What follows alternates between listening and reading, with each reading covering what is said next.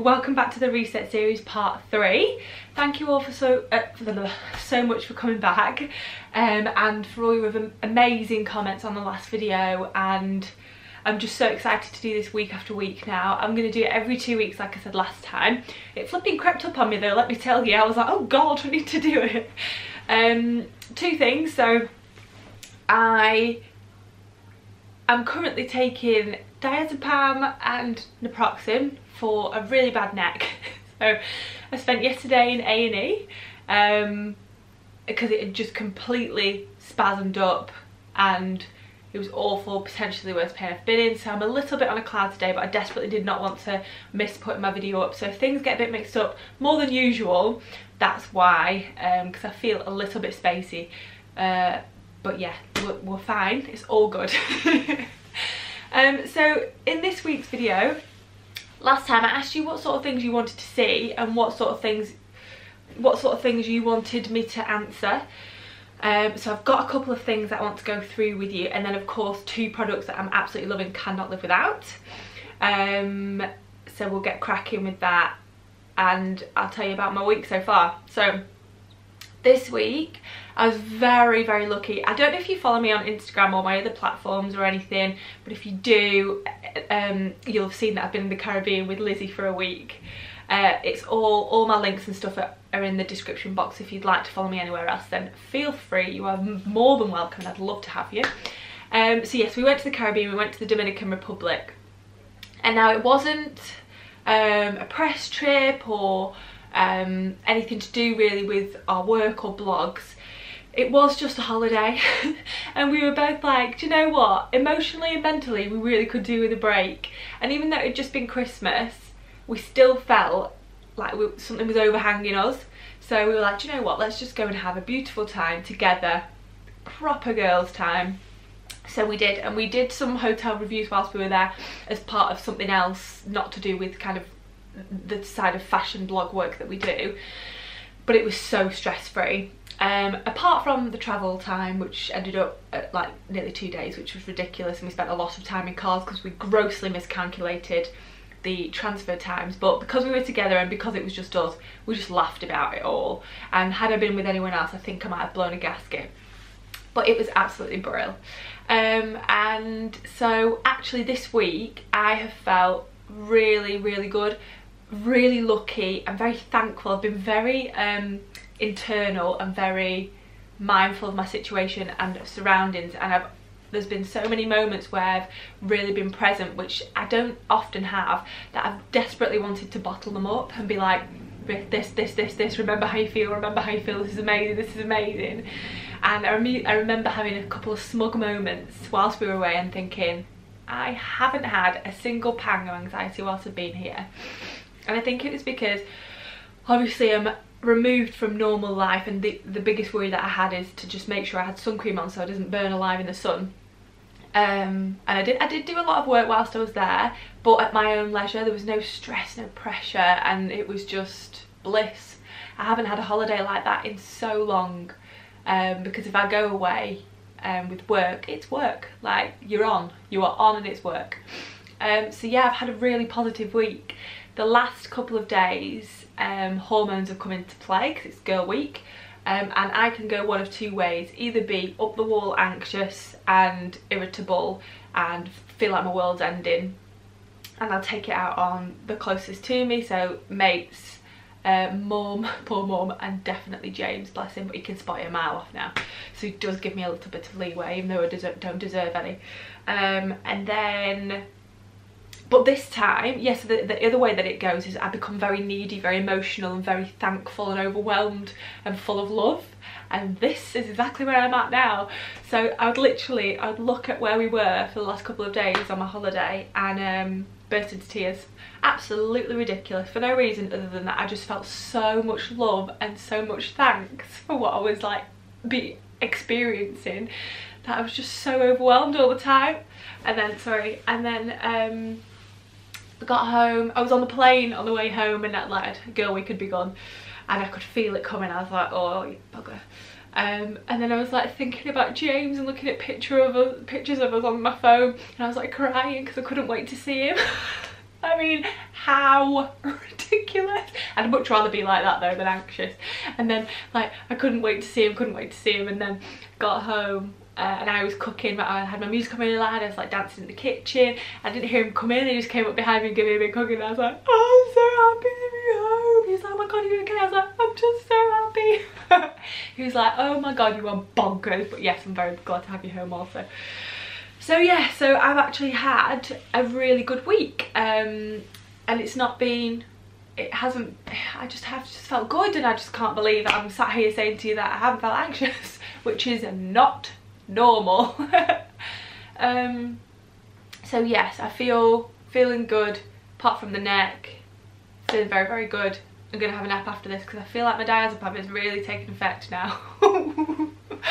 So what we'll do now is I'll answer these questions that you sent in. There was quite a lot of crossover with the questions, so I'll start. I think I'll just do maybe 2 of them, and then there are quite a lot, so I can pick them up in another video because we do them every 2 weeks. I'm gonna run out of things to say, I'm sure. So one of the questions was, how do I get through a working day when I'm anxious or low?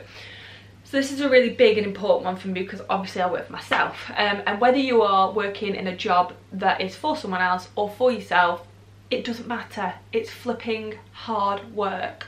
So for example, when I was obviously a physio, I worked in the NHS for a lot of years, the prospect of getting up and commuting to that job, which was an hour away, and then having to put everyone else's needs before my self like doubt and doom and gloom, actually overwhelmed me to the point of, can I even go in today? Can I even do this today?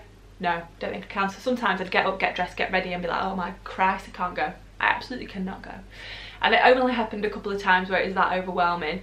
But once I got there, what I always found, with especially with the nature of my job, is of being a physio, is that if I put others' needs first, and they do need me so much more than I need to like look after myself, sort of thing. Obviously I need to look after myself, but their needs were much greater than me sitting there internalizing all of this anxiety. So I would get through it quite easily in a day if I was working, because if they you know, they were elderly patients, they needed lots of assistance, and I would just be in the thick of it, and things went wrong all the time, so you have to be on the ball. So that kind of pressure spurred me on. It didn't feel like pressure, it felt like, Lindsay, you're here to do a job, do it, and do it well. So I just did, and it just snapped me out of it. But for those of you that don't work in a sector where you have to look after people, what I think the main theme of all of that for me was that being kind to somebody else and helping somebody else in any way that you can puts your anxiety on the back burner, and it helped me so much to give things to give to other people. I think that makes sense. But yeah, so if you're in an office-based role or somewhere where, you know, you're at a desk and you're in, I don't know, you quite God, this tablet is really kicking in now. You work on quite an individual way, and you're not maybe based too much in a team. Go and make a few people a brew. Talk to, on your lunch break, ring somebody up and ask how they are, ask them about their day. Just try and do things for other people is what I'd say, in any way that you can. So working for myself, so if I'm having a real struggle, I'd make sure I get up, I make my bed like I said I would last time, I get dressed, because if I sit here in my pyjamas or in my like comfies, that doesn't set me off on the right foot, it doesn't set me off on the right mood for the day, and it certainly doesn't make me feel productive. And if I've got to sit there and do a load of work, which has happened this week, and which is happening today actually, which is just absolutely not ideal on a Saturday, I just do it. I get dressed, I put a bit of lippy on, sort my hair out, feel good, have something nice to eat, get a nice cup of tea, which I've got here, and just crack on, It's okay not to want to do it. It's okay to feel all of these things. It's okay to feel a bit useless and a bit helpless and a bit sorry for yourself, but the way that you get through that it will make all the difference. Force yourself to get ready, force yourself to sit there with a cup of tea and look at what you've got to do, and even on the commute, if you've got a commute, whether it's long, short, whatever, make yourself a playlist that you know will sort you out. Like, not fully maybe if you're feeling that crap, but make a playlist that you know you can count on, your favourites, oldies, goodies, like new stuff, anything, and just lose yourself in the music for however long your commute is, and hopefully it'll pull you out the other end. And actually, moving on to some of the things that I will use when I'm feeling that way, I'd say cups of tea are okay as long as you don't have absolutely loads, because there's lots of caffeine in that, and that doesn't help with the adrenaline when you're feeling anxious. Absolutely, under no bloody circumstances have a coffee, because you will be on the ceiling, my friend, and you will not be able to come back down for a while. So that's my experience with it. No alcohol and no coffee, like absolutely none. But cups of tea are okay, maybe 1 or 2. But what I would tend to do is replace it all with chamomile tea, and I'll tell you more about that. But it has no caffeine in it, and it has calming properties, so that's absolutely the best option for that. So get a little keep cup or a keep flask, take it on the commute with you, put your great music on, have a chamomile tea, and it might just level you out on your way there. And also, what my mum and dad always used to say to me is, like, as well as being supportive and amazing like they are, they would say, think of the money. Think of the money. If you don't go to work, you don't get paid, you can't do that lovely thing that you had planned at the weekend. And I'm like, yes, okay. So in some respects, whilst money shouldn't drive everything, it should drive you that little bit extra to think of like the nice things that will enable you to do, that will make you feel better and make you feel like you again. So there's always that thought process too. What else can I think of? No, that's it for that one. That's it for that one. So, number 2. Techniques to stop an anxiety flare up in public, or to even manage it. So this has happened, and I know there was a girl who commented on the last video who's amazing, who'd said how she has literally abandoned her food shop in the past, in the queue, or just been midway round and been like, no, absolutely not, can't possibly do this anymore, be here for a second longer. And that's also happened to me numerous times, where I've been in a busy place or I've been in a queue and I'm like, I just feel myself getting more and more overwhelmed. And that's okay. If you want to ditch your stuff, ditch your stuff.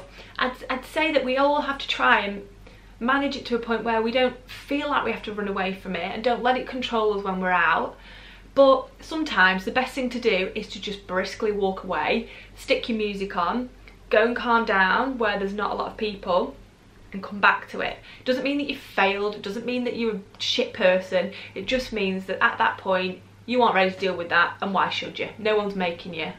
So I think always walk, always distract yourself if you're in public like that. That's the only thing that tends to work for me is music, eyes closed if I'm on public transport and it's quite busy and I'm feeling overwhelmed. Not that that even makes me, that's not a thing that makes me anxious, but if I'm feeling that way, I can feel like if lots of people are around, I'm like, oh Jesus Christ, this is like they're never ending. So music always, and close your eyes and just like chill, and you'll be at your next stop within minutes. And if you are walking about and it's busy, music again, keep walking, go and find a calm side road somewhere and just have a little stroll. You don't have to keep up with the hustle and bustle of wherever you are, and that should help too. I think that's probably my main advice for that, is just to distract yourself a little bit. A little quick tip I want to share with you, which is not about when you're in public, but somebody again left a comment and I thought it was amazing, and I haven't had to do it yet, but I'm quite excited to be able to do it the next time that it happens to me. Was to, if you're in the midst of a panic attack or an anxiety kind of wave and you don't know where to put yourself, because quite often that's how we feel, isn't it? It's like, I don't know what to do with myself, I don't know how to calm this down, I literally couldn't tell you how to get myself from that wall or off that ceiling. She said, go to a drawer, organise the drawer. Keep organising drawers, because that is a distraction thing, like the music, God, here we go, like the music is for me. Reorganising a drawer, so like a messy kitchen drawer, everyone's got one, everyone's got that odds and sods drawer that you just open, chuck stuff in, and you would never know what was in there until you went through it. But organise it, fold things nicely, put things into piles, and do that, and try that. Let me know how you get on if you try it. I'm going to try it the next time I feel like I can't cope with something as well. So let's all try it together. Yes, so that's for that question as well. So I'm going to finish with those, and we'll move on to the 2 products that I'd like to talk to you about. Okay, so the first one is chamomile tea. I mean, you didn't need to see the box of here. You can have any brand that you like. Sainsbury's own is always good. It's like under £1. 20 sachets of tea bags. It doesn't smell of anything except grass. So chamomile tea, it's completely caffeine free, and I always drink it with the tea bag still in, and just put a splash of cold water in, because you put it with hot water obviously. I feel like this is going to go off on a tangent now, because I feel very like these tablets are kicking in a lot, so I'm sorry. Anyway, chamomile tea, replace it with all your caffeine drinks, so definitely coffee, even tea if you're feeling extra jittery. It's not my favourite. I'm just used to it now because I've drank it for years. I never go far without it either, so if I'm particularly on edge about something, I'll stick a couple in a plastic bag in my handbag, so I know that if I'm somewhere that doesn't do chamomile tea for whatever reason, I can just ask for a cup of hot water and stick it in.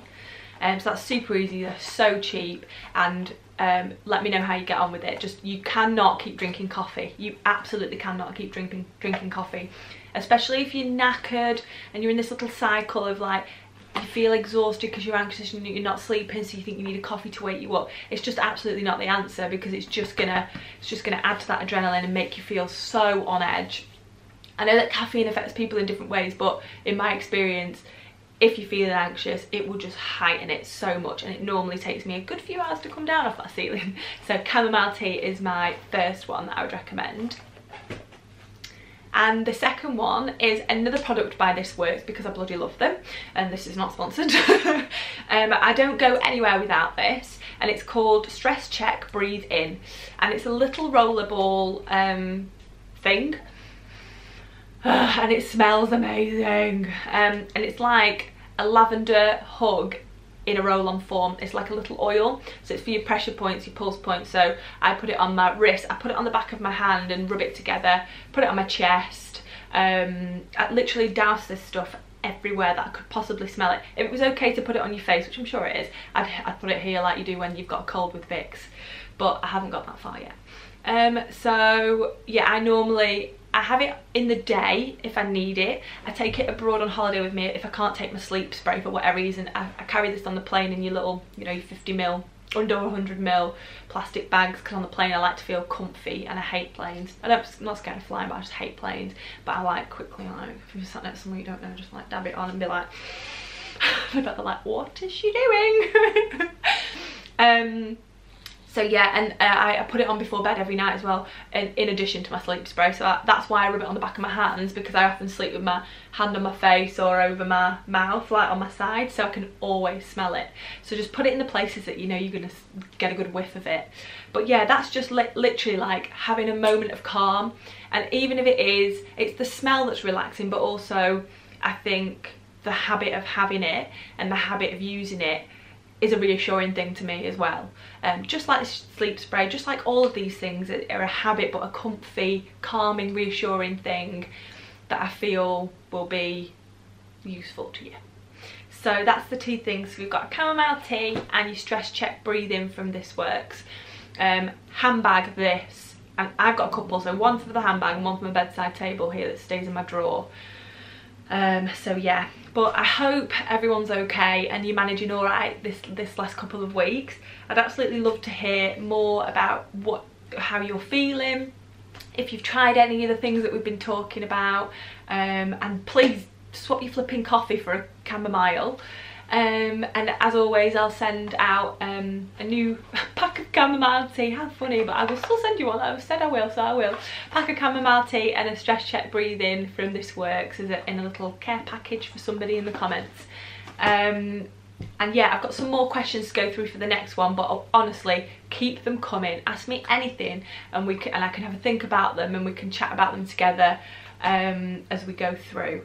So thank you so much for coming back to watch. Like, I absolutely love doing this. It's the highlight of my week every couple of weeks when I sit down and chat to you about everything and go through some things that I feel might be helpful for you. And honestly, anything you want to see, just ask, because this is for you as much as it is for me, and your comments help me no end as well. Like, I've picked up quite a few tips from you lot, so you're all very clever. But apart from the diazepam neck situation, I hope you've enjoyed everything. I'm sure I'm not going to really remember watching this back, filming this once I've watched it back, but I'm sure it's fine. But have an absolutely gorgeous week, and thank you again so much. Look after yourselves, and I'll see you in part 4 in a couple of weeks. Bye.